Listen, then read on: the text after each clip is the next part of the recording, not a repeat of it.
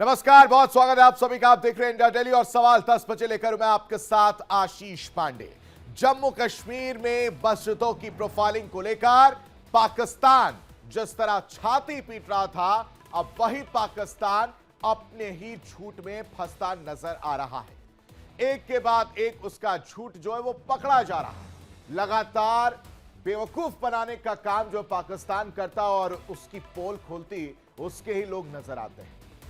बलूचिस्तान की बात की जाएगी। बलूचिस्तान के बड़े नेता मीर यार बलूच ने पाकिस्तान की ऐसी पोल खोली है जिससे इस्लाम, इंसानियत और आतंक तीनों पर सवाल खड़े हो गए हैं। पाकिस्तान ने जम्मू कश्मीर में मस्जिदों की प्रोफाइलिंग को मुस्लिम विरोधी करार देने की कोशिश की थी। विदेश मंत्रालय की तरफ से बयान आता है और धार्मिक स्वतंत्रता पर प्रहार की बात कहा जाता है, लेकिन सच्चाई यह है कि पाकिस्तान खुद मस्जिदों का सबसे बड़ा दुश्मन बन चुका है, जिसकी वजह से एक बार फिर पाकिस्तान बेनकाब हुआ है। शरीफ सरकार की बलूच नेता यानी मीर यार ने पोल खोल दी है और सबके सामने सच सामने रख दिया है। पाक आतंकी देश मस्जिदों को नष्ट की, मस्जिदों की राजनीति जो होती है उसमें पाकिस्तान पूरी तरह से बेनकाब हुआ है। जम्मू और कश्मीर पर शोर जो है पाकिस्तान की तरफ से मचाया जा रहा है। कहा जा रहा है कि प्रोफाइलिंग जो की जा रही है वो गलत है, धार्मिक स्वतंत्रता पर प्रहार है। जबकि दूसरी तरफ मीर यार ने पलटवार किया और कहा कि भाई साहब, अगर एक उंगली आप दूसरे पर उठा रहे हैं तो 3 उंगलियां आपकी तरफ हैं। पहले अपने गिरबा में झांकिए, क्योंकि आपके यहां 40 मस्जिदें तबाह हुई हैं। बलूचिस्तान के वरिष्ठ नेता मीर यार बलूच ने दुनिया के सामने साफ कहा कि पाकिस्तान को इस्लाम की नहीं, आतंक की फिक्र है। जो देश खुद अपनी जमीन पर मस्जिदें उड़ाता हो वो भारत को ज्ञान देने का हक कैसे रख सकता है। पाकिस्तान ने खुद 40 से ज्यादा मस्जिदों को नष्ट किया है। ये बलूच नेता का बड़ा खुलासा देखने को मिला है और पाकिस्तान पूरी तरह से आतंकी देश नजर आ रहा है। देखिए, पाकिस्तान यानी आतंकी देश। दूसरी तरफ अब इसकी पोल खोलती हुई नजर कैसे आ रही वो भी हम आपको बताते हैं। 40 से ज्यादा मस्जिदें खुद नष्ट की हैं। ये बलूच नेता मीर यार ने कहा है कि ये जो दूसरे पर सवाल उठा रहे हैं इनको खुद सोचना चाहिए कि जो कार्रवाई कर रहे हैं जिस तरह से, वहां पर खुद क्या अपने यहां 40 से ज्यादा मस्जिदों को नष्ट करते हुए नजर आए। दूसरी तरफ बलूचिस्तान में धार्मिक स्थलों पर भी हमले का जिक्र जो है मीर यार ने किया है। ये बड़ा सबूत मिटाने की साजिश जो है पाकिस्तान की तरफ से की जाती रही है। बलूचिस्तान जो अपने आप को पाकिस्तान से अलग बताता है, वहीं बलूचिस्तान में सेना के ऑपरेशन के नाम पर मस्जिदें, मदरसे और धार्मिक स्थल निशाने पर रहे। लेकिन जब वही पाकिस्तान कश्मीर की बात करता है तो खुद को मजहब का ठेकेदार बताने लगता है। यानी पाक का दोहरा चेहरा जो देखने को मिलता है। कश्मीर पर शोर जो है वो देखने को मिला, बलूचिस्तान में जुल्म जो है वो देखने को मिल रहा है। आतंक का एक्सपर्ट की अगर बात की जाए वो साफ तौर है। हर बार कश्मीर पर शोर जो है पाकिस्तान की तरफ से देखने को मिलता है, क्योंकि पाकिस्तान हमेशा कोशिश करता है कि वहां पर आतंकियों को भेजकर कुछ ना कुछ नापाक हरकत की जाए। पहलगाम इसका उदाहरण है, जिसका मुंहतोड़ जवाब हमारे भारतीय सैनिकों ने, जवानों ने दिया है ऑपरेशन सिंदूर।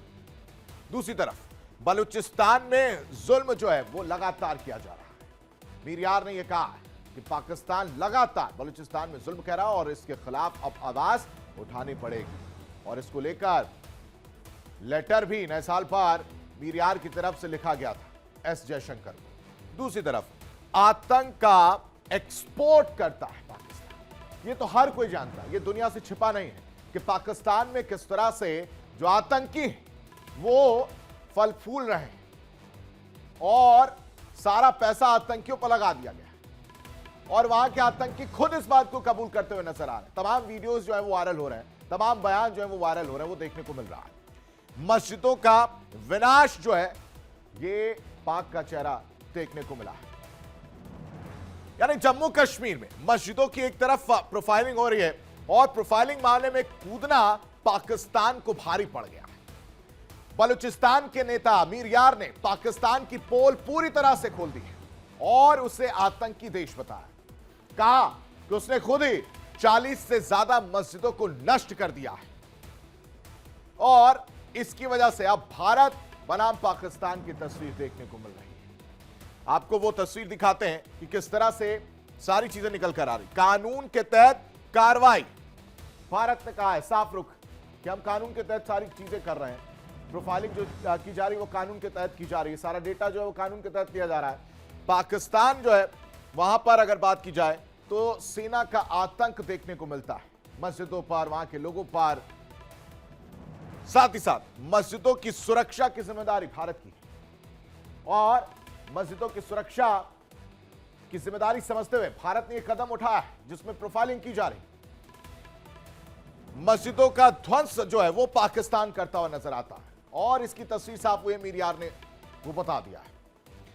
पारदर्शिता जो है वो पूरी तरह से देखने को मिलती है भारत में, जबकि पाकिस्तान झूठा प्रोपेगेंडा फैलाता है, हर चीज में झूठ बोलता है। और सबसे ताज्जुब की बात यह होती है कि इतना कॉन्फिडेंस लाने के बाद भी उसके खुद के लोग वो पोल खोलते हुए नजर आते हैं। ये वही पाकिस्तान है जो तालिबान, लश्कर और जैश को पालता है और फिर मानवाधिकार की दुहाई देता है।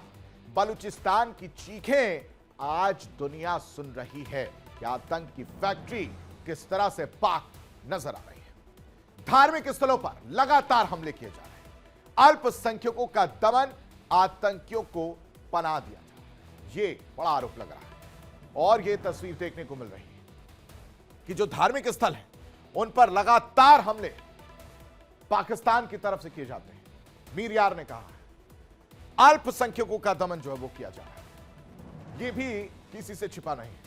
तीसरी तरफ आतंकियों को पनाह देता है, ये तो अब कॉमन हो गया। ये हर किसी को पता है कि पाकिस्तान में आतंकी किस तरह से फल फूल रहे हैं और झूठी अंतरराष्ट्रीय राजनीति किस तरह से पाकिस्तान करता है।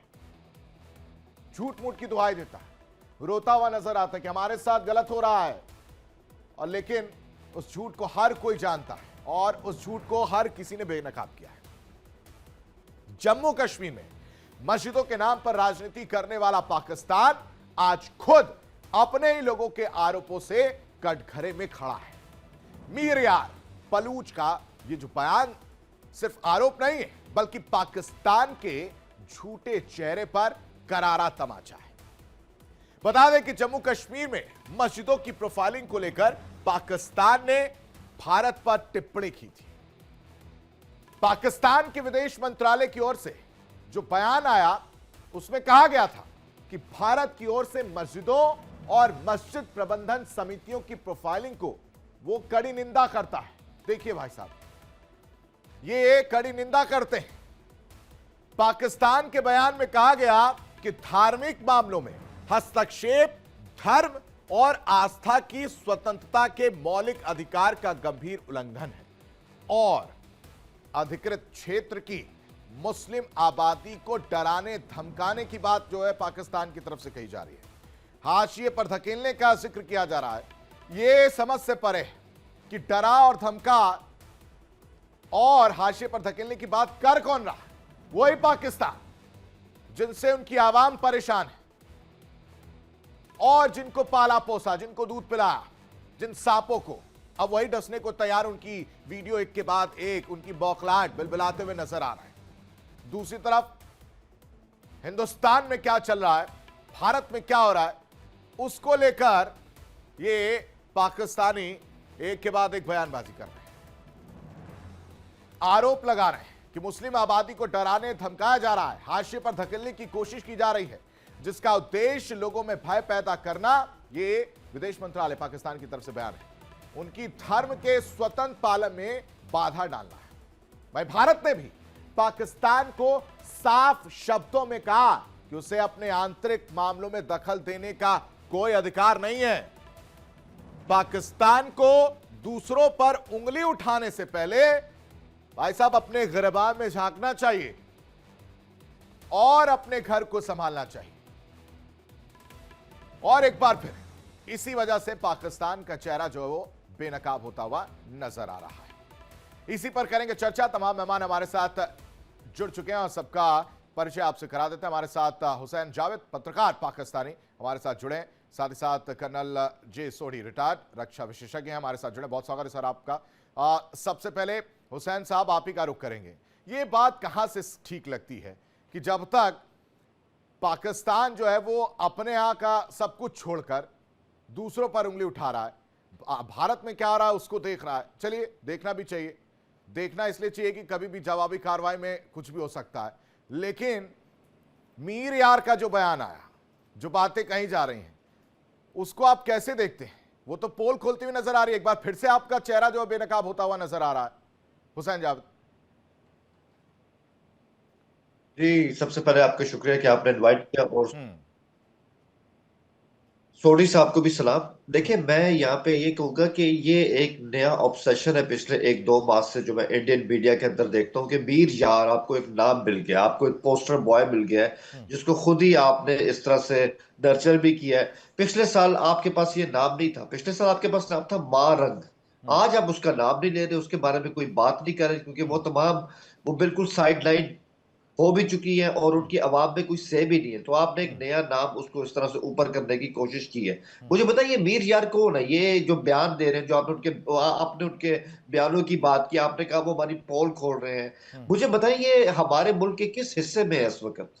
अगर ये बलोच है तो वहां पे उस सूबे में कहां पर है? इनके बयान कहां से आ रहे हैं? ये तो इस मुल्क में ही नहीं है। दुनिया के किसी मुल्क में बैठ के पता नहीं वहां से अपनी भाषणबाजियां कर रहे हैं। ना इस बंदे ने कोई इलेक्शन लड़ा है, ना इसको कोई जानता है, ना कोई ये इस सूबे का गवर्नर है, ना ये सीएम रहा है। आपके लिए ये बड़ा एक तरह का रॉबिन हुड बन गया कि आप इसके बयान को इस तरह से बता रहे हैं। ऐसे लोगों के बारे में हमें कोई फर्क नहीं पड़ता, और ना हम इनके बयान को कोई अहमियत दिया करते, ना हम इनकी आंखों से अपने इलाके बलूचिस्तान को देखते हैं। बलूचिस्तान पाकिस्तान है, और हमें ऐसे लोगों की जरूरत नहीं जो हमारी स्टेट की रेट को चैलेंज करे। हमारे मुल्क में वही रहेगा जो कि हमारी स्टेट का फेथफुल रहेगा, जो हमारे आइन का फेथफुल रहेगा। तो ये it is as simple as that.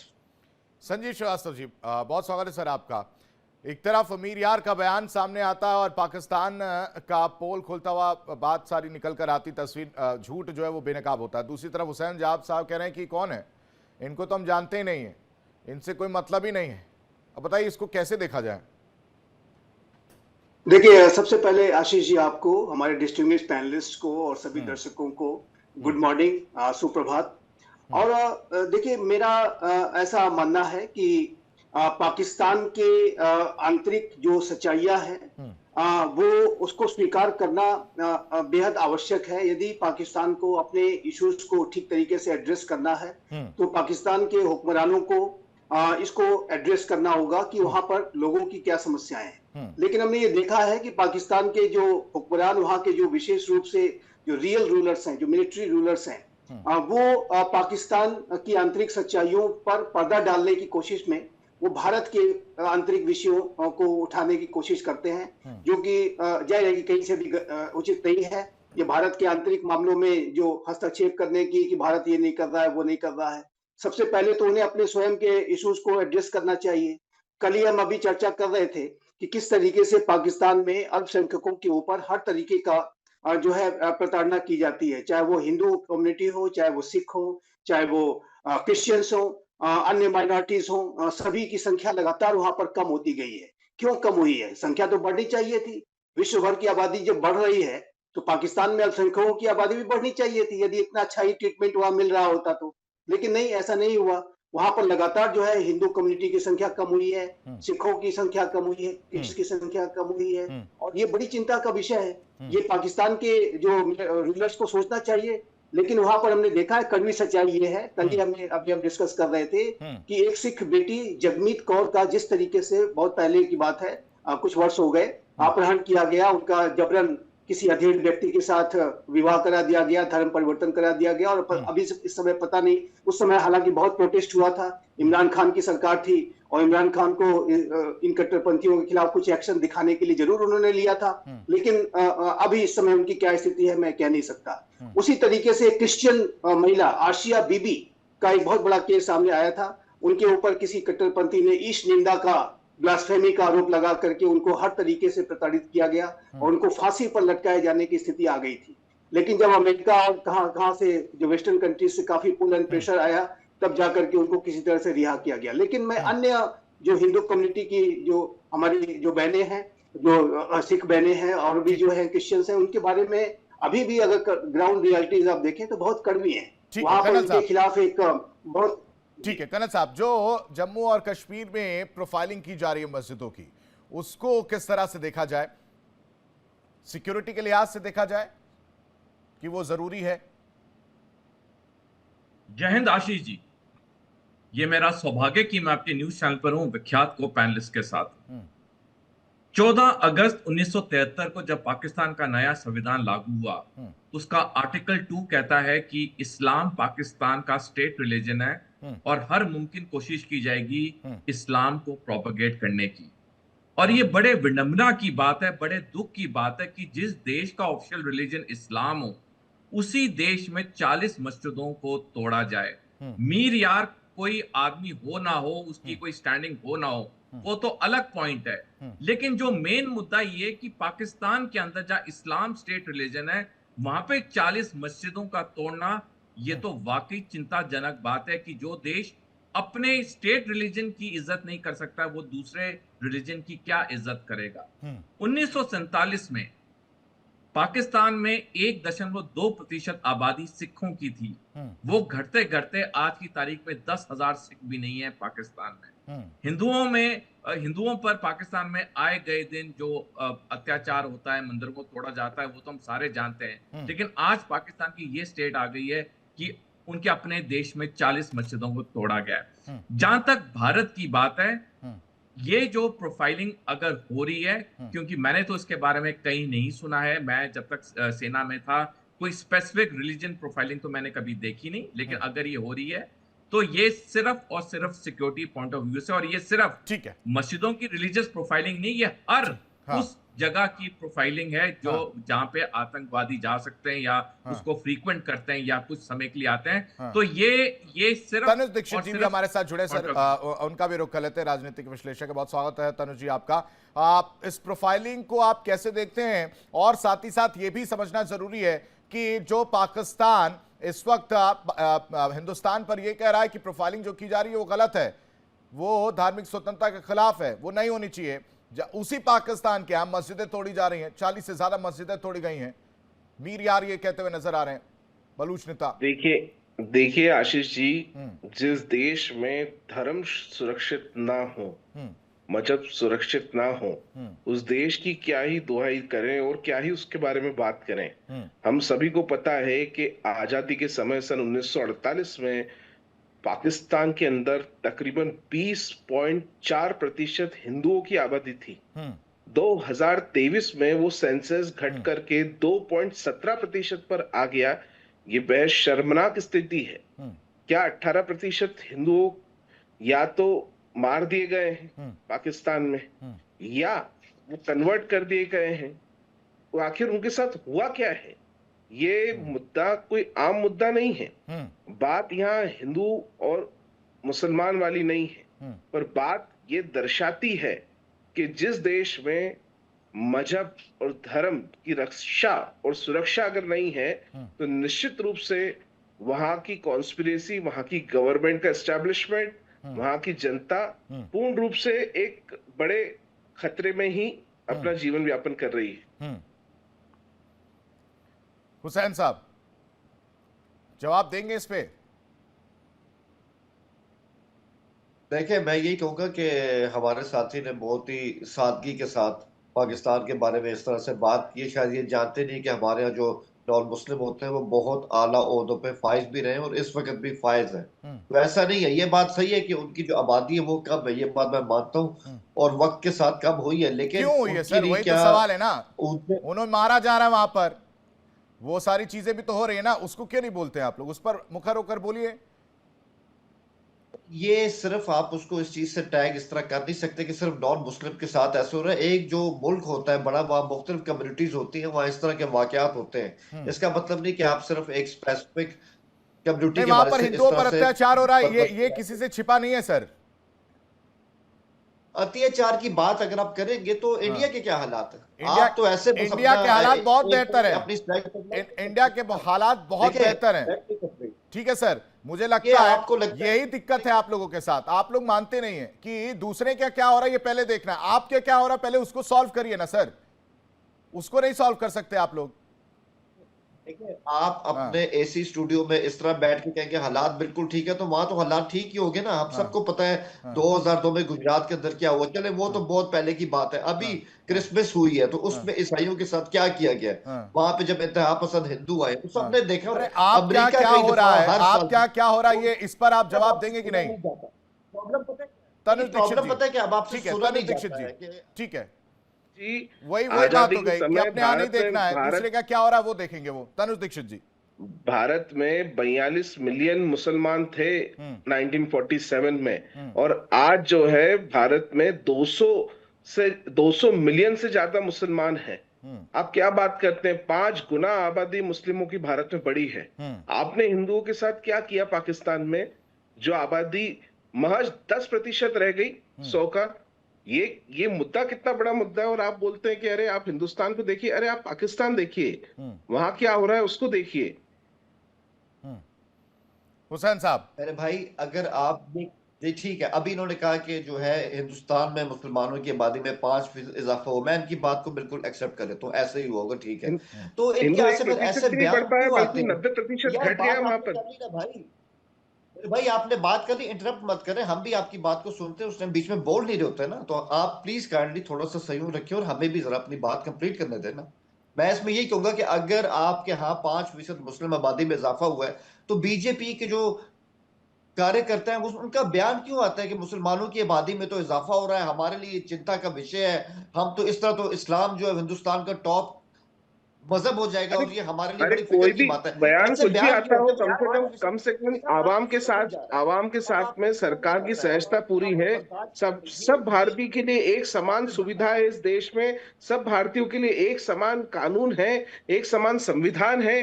किसी तरीके की कोई जाति नहीं है, कोई तरीके का उनको रोक टोक नहीं है। ये बहुत बड़ी बात होती है एक स्वतंत्र भारत में, आप एक स्वतंत्र देश क्या में, करें आजाद आप? भारत में।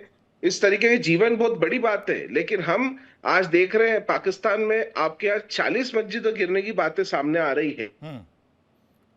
नहीं मानेंगे वो। कितनी आप शर्म। नहीं नहीं, लोग अपने प्रॉब्लम देश में ये है गिरा कि रहे हैं। आप ना आपके यहाँ तो मुसलमान आप सुरक्षित सिर्फ नहीं थ्योरी है। की हाँ। बात कर रहे हैं।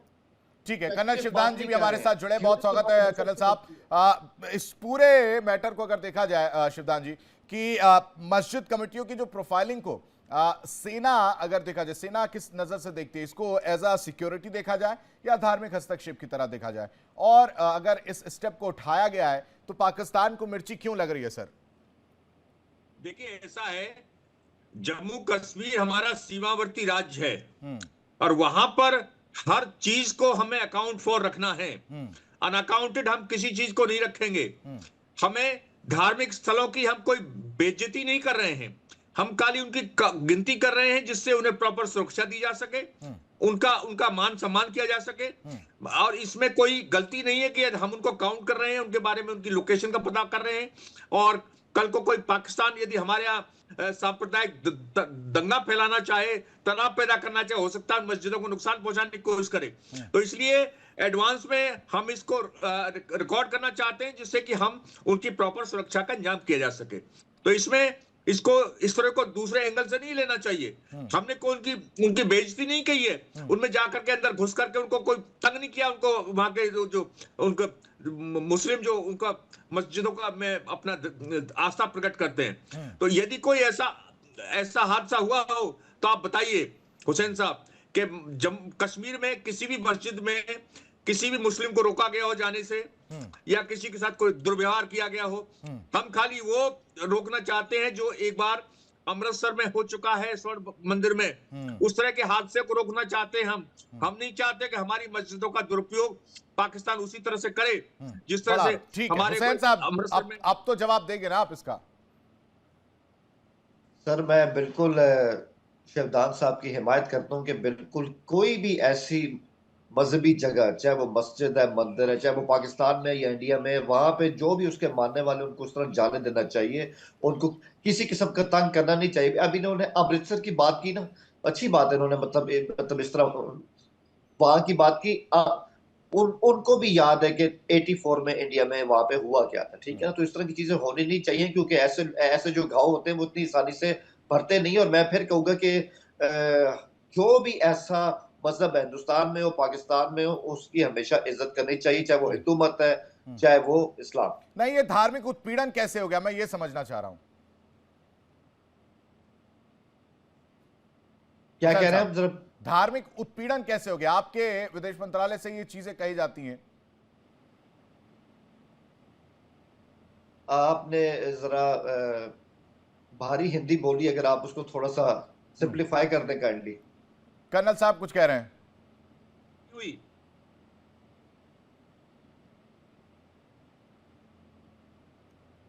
ठीक है, आपके धर्म को नुकसान कैसे पहुंचा ये पूछना चाहते हैं वो। हाँ, मतलब कैसे वो उत्पीड़न हो रहा है, उसका मिसयूज कैसे हो रहा है। आप लोगों की जो स्वतंत्रता है, आजादी है मस्जिदों में जाकर नमाज पढ़ने की, और उस पर वो हमला कैसे हो गया? कोई हमला नहीं हुआ मेरे भाई, हमारे यहाँ हर तो आपके विदेश मंत्रालय क्यों कहता है, मतलब धार्मिक उत्पीड़न का जिक्र क्यों करता है सर, जब कोई किसी तरह की समस्या नहीं है? तो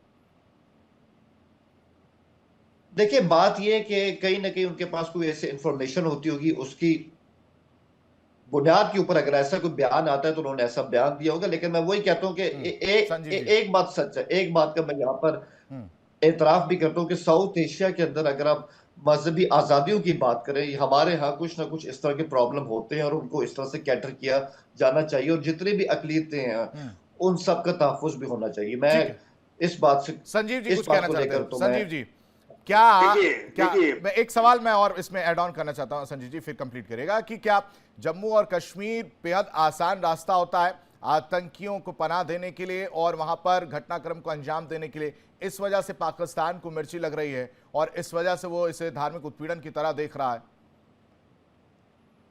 देखिए, चाइना का जो उदाहरण मैं अगर रखूं, वही चाइना जिसको कि पाकिस्तान कहता है कि हमारे जो संबंध हैं, higher than mountains, deeper than ocean, sweeter than honey, ये जो सारे जुमले इस्तेमाल किए जाते हैं, उसी चाइना में 10 लाख वीगर मुस्लिम्स को कंसंट्रेशन कैंप में रखा गया है।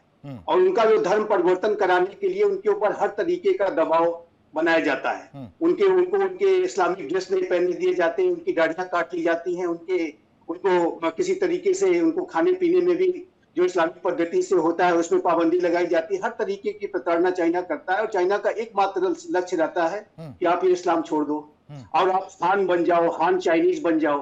और जितने उसमें वो कॉम्प्रोमाइज कर लेते हैं, जो हान बन जाते हैं, उनको तो वहां से निकाल दिया जाता है, फिर फोर्स्ड लेबर के तौर पर पूरे बड़े चाइना में कहीं कहीं भेज दिया जाता है, उनको जॉब वगैरह कुछ दे करके फिर वो अपने चाइनीज की तरह से रहते हैं। उसके बारे में तो पाकिस्तान एक बयान नहीं देता। उसके बारे में पाकिस्तान का क्यों नहीं बयान आता है, मैं ये पूछना चाहता हूँ। हुसैन जावेद साहब बैठे हैं और जाहिर है कि पूरी पाकिस्तान के स्टेब्लिशमेंट से मैं पूछना चाहता हूँ कि ये वीगर मुस्लिम्स के बारे में चुप्पी क्यों? मुझे अच्छी तरह से याद है कि इमरान खान प्रधानमंत्री हुआ करते थे और जब उनसे किसी ने पूछा कि आप वीगर मुस्लिम्स के बारे में क्या कहेंगे, कहेंगे मुझे इसके बारे में पढ़ना है, अभी मैंने पढ़ा नहीं है, अभी मुझे इसके बारे में ज्यादा जानकारी नहीं है। तो क्या पाकिस्तान का जो विदेश मंत्रालय सिर्फ भारत के बारे में ही जानकारियां इकट्ठा करता है क्या? वो चाइना को नहीं दिखाई देता क्या कि चाइना में क्या हो रहा है? तो ये जो पूरी स्थिति है, ये डबल स्टैंडर्ड्स है। देखिए, इस तरीके की बातें करना भारत के आंतरिक मामलों में जो पाकिस्तान हस्तक्षेप करता है, वो अपनी कमियों पर पर्दा डालने के लिए करता है। मैं हुसैन जावेद साहब को नहीं कह रहा, पूरे जो पाकिस्तान की एस्टेब्लिशमेंट की बात कह रहा हूं कि वहां पर अनेक तरीके के भारत विरोधी बातों को उठा करके वो अपनी नाकामियों पर पर्दा डालने के लिए उस तरीके के मुद्दे उठाए जाते हैं। अंतर्राष्ट्रीय समुदाय को भी गुमराह करने की कोशिश की जाती है। लेकिन ये जो पाकिस्तान का स्टेप है, वो कहीं से उसे हेल्पफुल नहीं होने जा रहा है, उसके लिए और भी समस्याएं खड़ी करेगा। ठीक है हुसैन साहब, जवाब ले लेता हूं सर। संजीव जी जवाब ले लेता हूं। सच्चाई तो यही है कि पाकिस्तान में जो वहां के हुक्मरान हैं, वहां पर अवाम के हितों को वो सेकेंडरी रखते हैं, अपने हितों को सबसे ऊपर रखते हैं। लेकिन जब कभी आलोचना ज्यादा शुरू हो जाती है तो भारत तो है ही भारत के ऊपर जो है कुछ ना कुछ करो, बयान दो, ताकि सारा अटेंशन भारत पे चला जाए कि भारत में ये हो रहा है जी, भारत में हो रहा है जी, ताकि वो अपनी जो आलोचना मतलब ध्यान भटकाने की कोशिश करते हैं अपने यहाँ की जो प्रॉब्लम्स है उनसे ध्यान भटकाने की कोशिश करते हैं, आप ये सीधा सीधा कह रहे हैं। हुसैन साहब जवाब दीजिएगा, दोनों लोग को सामने रखिएगा पीसीआर। जी जी जी बिल्कुल। देखिए, मैं संजीव जी की हमेशा इज्जत करता हूँ, वो हमेशा लॉजिक के साथ बात करते हैं और मैं उनकी बहुत रिस्पेक्ट भी करता हूँ। उन्होंने जो सवाल उठाया ना, मैं उस पर ये कहूँगा, देखिए एक इसमें फर्क है। आपने कहा कि हमारा चाइना के इस हवाले से हमारा स्टांस क्या रहा है, और आपको लगता है कि हमारा स्टांस जो है वो उतना सेटिस्फैक्टरी नहीं है। पहली बात तो ये, जो वहाँ के जोहर मुस्लिम है, जो शायद वहाँ के सिंकियांग के इलाके में और इस तरह से है ना, वो वहां पे एक अलग इस तरह से मूवमेंट भी चल रही है, ये भी आपके इल्म में होगा, जिसको ईस्ट तुर्किस्तान मूवमेंट भी कहते हैं। और कहीं ना कहीं वो चाइना से आजादी की मांग भी करते हैं, इस हवाले से वो चाइना के खिलाफ एक्शन भी करते हैं। ठीक है, बजाय वो चाइना के अंदर है, तो ये वजह है कि चाइना उनके खिलाफ। अब चाइना है, ऑब्वियसली आप भी जानते हैं, हम भी जानते हैं, वहां पे इंडिया पाकिस्तान का सिस्टम नहीं है। वहां पे आप उसको डेमोक्रेसी कह नहीं सकते, वो एक हार्ड कोर कम्युनिस्ट है। वो इस चीज को पूछना चाहता हूँ जी जी, ये जो विषय है, ये मुस्लिम्स का भी विषय है। वहां पर वीगर मुस्लिम्स को जिस तरीके से वहां पर प्रताड़ित किया जाता है, कंसंट्रेशन कैंप में रखा जाता है, उनको हर तरीके से उनके ऊपर बर्बरता की जाती है और उनको उनका धर्म छोड़ने के लिए मजबूर कर दिया जाता है, उसके बारे में पाकिस्तान क्यों नहीं बोलता? पाकिस्तान जो इतना मुस्लिम हितों का हिमायती है और अपने आप को पूरी एक तरीके से हर जगह जहां कहीं भी हो रहा है, गाजा, फिलिस्तीन इत्यादि के बारे में बात करता है, वीगर मुस्लिम्स के बारे में क्यों नहीं बात करता? मेरा सवाल ये था। और ये निसंदेह मुस्लिम्स का भी प्रश्न है, ये सिर्फ ईस्ट तुर्किस्तान मूवमेंट का विषय नहीं है, ये सिर्फ अलगाववाद का मूवमेंट नहीं है, ये एक धार्मिक प्रताड़ना का भी है। एट्रोसिटीज, प्रताड़ना का आशय एट्रोसिटीज से होता है, जो कि अभी विकास जी पूछ रहे थे, रिलीजियस एट्रोसिटीज वहां बहुत है। उसके बारे में पाकिस्तान क्यों नहीं बोलता? वहां पर तो इमरान खान कहते हैं कि अभी मुझे पढ़ना है इसके बारे में, अभी मुझे इसके बारे में ज्ञान नहीं है, अभी मैं इसको पढ़ूंगा, फिर मैं सोचूंगा। ठीक है हुसैन साहब, बहुत छोटा सा जवाब दीजिएगा, इसके बाद कर्नल सोडी का रुख करूंगा मैं।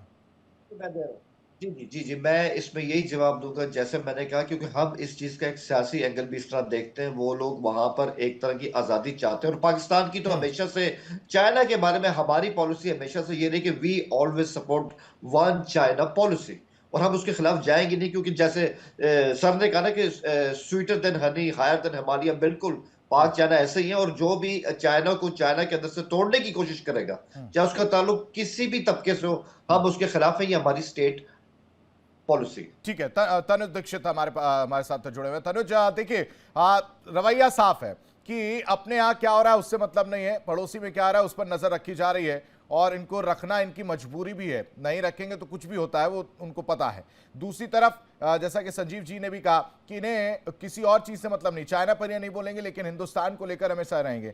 ऐसे में धार्मिक स्थलों को लेकर अगर प्रोफाइलिंग की जा रही है तो इनको मिर्ची क्या लग रही, वो क्या वजह हो सकती है जिससे ये ज्यादा परेशान होते हुए नजर आ रहे हैं? देखिए, परेशानी तो ये है कि इस्लाम की रक्षा पाकिस्तान में नहीं हो पा रही है। इसका सीधा सा सबूत कोई और नहीं, बलूचिस्तान जो कि अभी आंतरिक पाकिस्तान का हिस्सा है, वो खुद चीख चीख करके दे रहा है।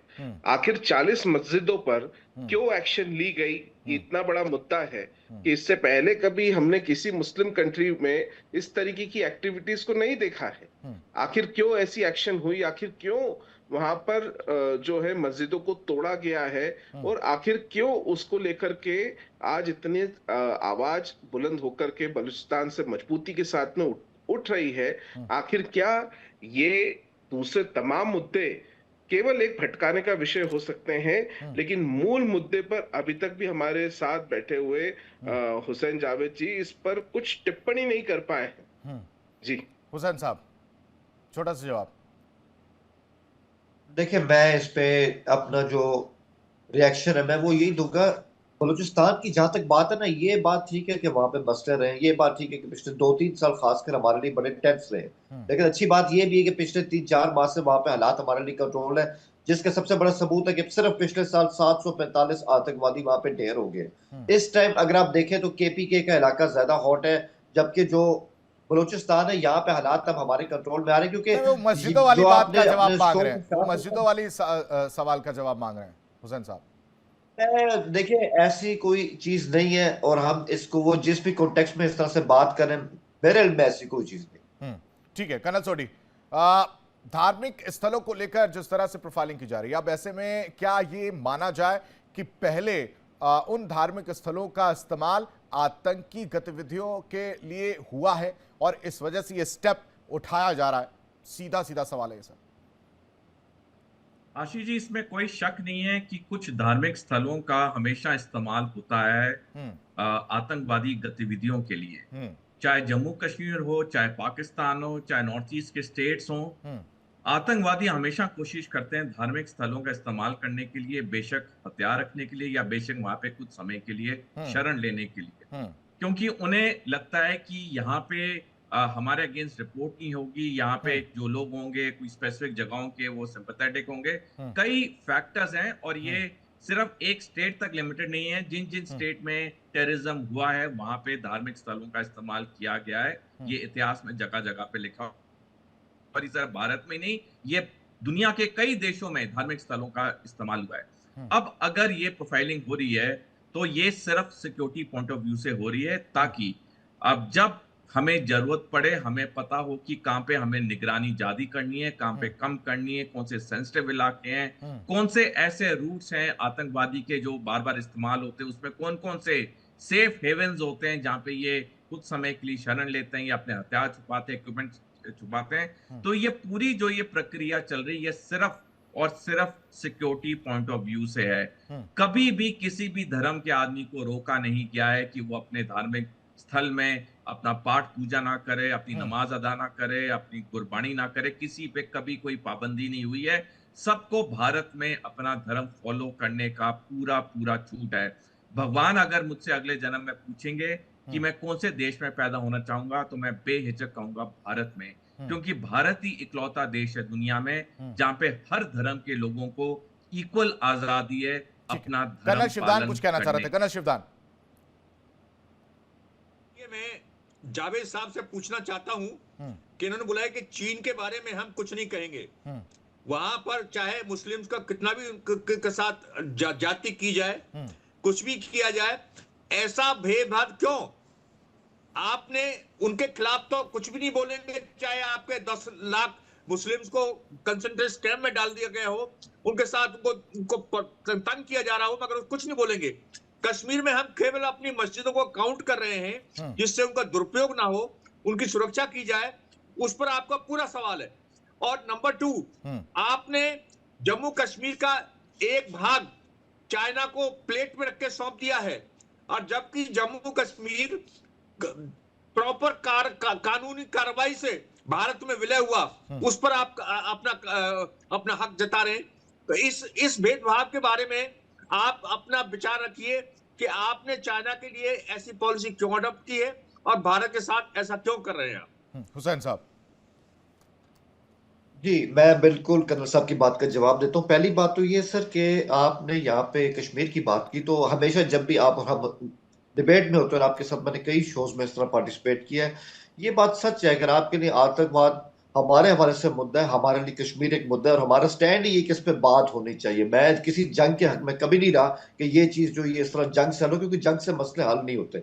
कश्मीर पे तो बात इसमें ये है। दूसरी, आपने बात की कि हमने एक हिस्सा जो था वो चाइना को दिया। देखिए, अभी 2-3 दिन पहले की बात है कि आपने चाइनीज वजारत खारजा का बयान सुना होगा जो उन्होंने शाक्सगाम के हवाले से दिया है कि ये हिस्सा जो है अब ये चाइना का हिस्सा है, और हमें कोई फर्क नहीं पड़ता कि कोई भी मुल्क इसके ऊपर क्या राय रखता है, और यहाँ हम अपने मंसूबे शुरू कर रहे हैं और मंसूबे मुकम्मल भी हो गए। तो मेरे ख्याल में कई चीजें जहाँ पे लाइन ड्रॉ हो चुकी है और उसको दोबारा बदला जा नहीं सकता। लेकिन एक चीज हो सकती है कि आज भी अमन के साथ कश्मीर के ऊपर, और आपको लगता है कि आतंकवाद के ऊपर, ठीक है, ये 2 मुद्दे जो इंडिया पाकिस्तान को बात करने चाहिए। मैं तो हमेशा इस सोच का हामी रहूं। और आखिरी बात, देखिए, ये बात सही है कि हमारे यहाँ ना अक्सर इस तरह होता है, ये मैं इस बात का एतराफ करता हूँ कि इंडिया में मुस्लिम के साथ कुछ भी होता है, पाकिस्तान से अवामी सतह पर या कई सतह से एक तरह का रिएक्शन आता है। वो क्यों आता है? वो इसलिए भी आता है क्योंकि देखे ना, जब हिंदुस्तानी मुसलमान, जो आपके मुसलमान है वो हिंदुस्तानी है, वो बिल्कुल पाकिस्तानी नहीं है, ये बात बिल्कुल सच है। लेकिन सवाल ये कि ऐसी चीजें तो हिंदुस्तान के अंदर उनको सुनने में मिलती है, जो आपके मीडिया में, आपकी फिल्मों में भी आता है कि भाई तुम यहाँ घुस बैठी हो, तुम यहाँ पे क्यों, तुम पाकिस्तान चले जाओ। जब वो आपके लोग हैं तो आप उनको पाकिस्तान जाने का मशवरा देते क्यों है? सवाल ये मैं तो ऑन करता हूं, वो आपके लोग हैं, उनके मसले आपके मसले, हमारा उनसे कोई लेन देन नहीं है, क्योंकि 47 में जो आपका मुस्लिम है वो अपनी मर्जी से इंडिया में रुका है। पाकिस्तान का उन पे किसी किस्म का कोई हक नहीं। मैं तो इस बात को मानता हूं, लेकिन फिर उनको उस तरह ताने मत देना कि भाई तुम पाकिस्तान चले जाओ, पाकिस्तान चले जाओ। ये चीज जो ना ये आपके मुस्लिम को पिंच करती है और वो आपकी जिम्मेदारी। संजीव श्रीवास्तव, इस पूरे बयान को आपने सुन लिया और अभी भी मुझे वही स्टैंडर्ड दिख रहा है कि उनके यहाँ क्या चल रहा है वो चीजें नहीं बताएंगे। कर्नल शिवदान कुछ कह रहे हैं, मैं आऊंगा सर आपके पास। संजीव जी से एक छोटा सा रिएक्शन इस पर चाह रहा था। संजीव जी, देखिए, मुझे तो नहीं लगता कि भारत में इस तरीके की बातें की जाती हैं कि तो आप घुसपैठी हो। यहाँ पे जो मुस्लिम्स रहे आजादी के बाद से वो बिल्कुल भारतीय नागरिक हैं, उनके साथ कोई भेदभाव नहीं किया जाता है। उनके साथ अगर आज की सरकार की भी बात करें, प्राइम मिनिस्टर मोदी के नेतृत्व की जो सरकार है, तो स्वयं प्राइम मिनिस्टर मोदी ने भी जो शब्द इस्तेमाल वो करते हैं, सबका साथ, सबका विकास, सबका प्रयास और सबका विश्वास। सबके विश्वास को लेकर के चलने की बात की जाती है। जो हमारी जो अल्पसंख्यक जो कम्युनिटी है, जो भी अल्पसंख्यक हैं, सभी के साथ एक शानदार तरीके की नीतियां बनाई जाती हैं ताकि किसी तरीके का कोई डिस्क्रिमिनेशन की भावना आए ही ना। सभी के साथ एक अच्छा समन्वय, तालमेल स्थापित किया जाता है। और इक्का दुक्का अगर कोई बयान अगर कोई सुन लेता है तो उसके व्यक्तिगत पर्सनल बयान हो सकते हैं। वो जो आउट ऑफ जो एक कभी कोई बहसबाजी में कोई कुछ बोल गया, तो वो बयान तो भारत का बयान नहीं है। भारत तो सबको साथ लेकर के चलने की बात करता है वो। और अभी सोढी साहब ने जैसा कहा कि अल्पसंख्यकों के अंदर जो माइनॉरिटीज के अंदर इस तरीके की भावना है कि हमारा अपना मुल्क है। जैसा उन्होंने स्वयं कहा कि यदि मुझे अगला जन्म मुझे अगर लेना होगा तो मैं भारत में लेना चाहूंगा, क्योंकि उनका मुल्क है। ये उतना ही उनका है जितना कि मेरा है, जितना कि शिवराम सर का है, जितना तनुज जी का है। तो देखिए, ये जो बात है, जितना विवेक आपका है आशीष जी, ये जो बात है, देखिए बिल्कुल इसको में कोई दो राय नहीं होना चाहिए कि इस तरीके की जो बातें कहना कि भारत में हम कहते हैं कि घुस बैठी हो चले जाओ, ये कभी कोई नहीं कहता है। और अगर कहीं कोई कुछ कहता है तो पाकिस्तान में जो मुहाजिर है, मुहाजिर शब्द ही इस्तेमाल क्यों होता है?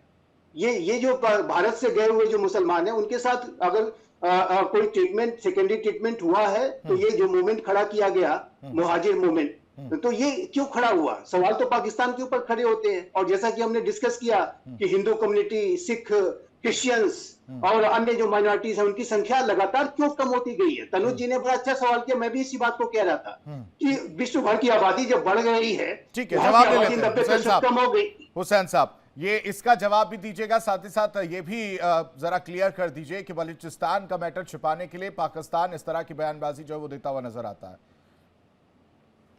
बलूचिस्तान का कौन सा हम आपके साथ इस तरह का मैटर जो है उसको छुपा रहे हैं? मैंने तो इस बात से कभी इनकार नहीं किया कि वहां पे इस तरह का आतंकवाद हमारे खिलाफ हो नहीं रहा। मैंने इस बात से कभी इनकार नहीं किया कि वहां पे हमारी स्टेट जो है वो प्रॉब्लम्स का शिकार रही है। मैंने कभी नहीं कहा कि वहाँ अमन चैन की इस तरह से बांसुरी जो है वो बज रही है। लेकिन मैं एक बात जरूर कहूंगा कि हालात अब वहां पर कंट्रोल में इस तरह से जा रहे हैं, क्योंकि देखिए आतंकवाद जो मर्जी कर ले, उनके संगठन जो मर्जी कर ले, हम सबको पता है। और हमारी स्टेट इस बात को खुले में कह चुकी है कि इनको सरपरस्ती मिलती है अफगानिस्तान से और उनकी पूरी कोशिश होती है, चाहे हमारे केपीके का इलाका है, चाहे हमारा बलूचिस्तान का इलाका है, वहां पे इस तरह आतंकवाद को एक्सपोर्ट किया जाए। लेकिन वही बात है कि स्टेट के अपने वसाइल होते हैं, अपनी ताकत होती है। ये आतंकवादी लड़ कब तक सकेंगे?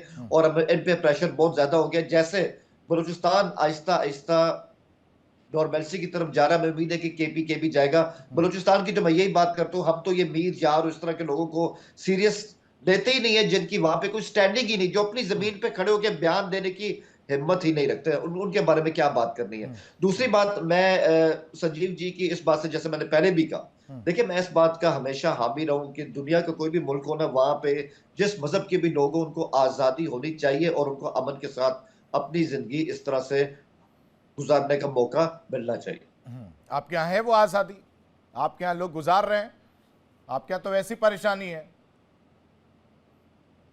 अब आपने अगर हिंदुस्तानी एनेक्स से पाकिस्तान को इस तरह से देखना है तो आपको यहाँ परेशानी भी मिलेगी, आपको ये भी लगेगा कि पाकिस्तान के पास तो कुछ पैसे भी नहीं, हमारी तो इकॉनमी भी खत्म हो गई है।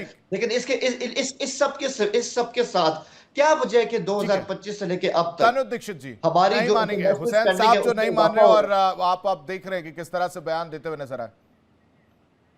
ठीक है, तनुज नहीं, दीक्षित मैं से तो हम आपसे जुड़ेंगे वापस। आप हमारे साथ कर्नल शिवदान सिंह हमारे साथ बने हुए। कर्नल साहब, देख रहे हैं आप बयानबाजी किस तरह से हो रही है, और हम तो कोशिश करते हैं कि हर चीज में पारदर्शिता हो, कानून के तहत कार्रवाई हो, लेकिन दूसरी तरफ पाकिस्तान की अगर बात की जाए तो वहां पर सेना का आतंक देखने को मिलता है, मस्जिदों का ध्वंस किया जा रहा है, और इस बात को खुलकर मीर यार ने बोला है, झूठा प्रोपेगेंडा जो वो फैलाया जा रहा है।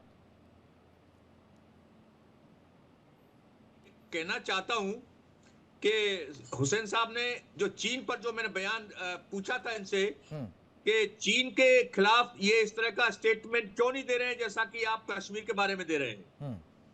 उसके अलावा भारत में कभी भी कोई भेदभाव मुस्लिमों के साथ नहीं हुआ है। भारत में राष्ट्रपति भी बनते हैं मुस्लिम, उपराष्ट्रपति भी बनते हैं मुस्लिम, और हर पद पर मुस्लिम आपको मिलेगा भारत के अंदर। कोई रिक्रूटमेंट में कोई भेदभाव नहीं, कहीं पर भी किसी प्रकार की कहीं पर भी आपको कोई नजर आए तो बताइए। यहाँ पर प्रेस की आजादी है, यहाँ पर प्रेस जो है हर चीज को हाईलाइट करती है। पाकिस्तान की तरह नहीं है कि वहां पर प्रेस पर अंकुश लगा हुआ है। तो इसलिए मैं ये पूछना चाहता हूं कि किस तरह से पाकिस्तान में आपने अल्पसंख्यकों को इतना दबा रखा है जिसके कारण उनकी संख्या दिन पर दिन घटती जा रही है। हुसैन साहब, क्या पाकिस्तान ने कभी यूएन को बलूचिस्तान में धार्मिक अधिकारों की स्थिति की रिपोर्ट भी दी है? क्या आप मानते हैं कि पाकिस्तान एक सेलेक्टिव ह्यूमन राइट्स की नीति अपनाता है?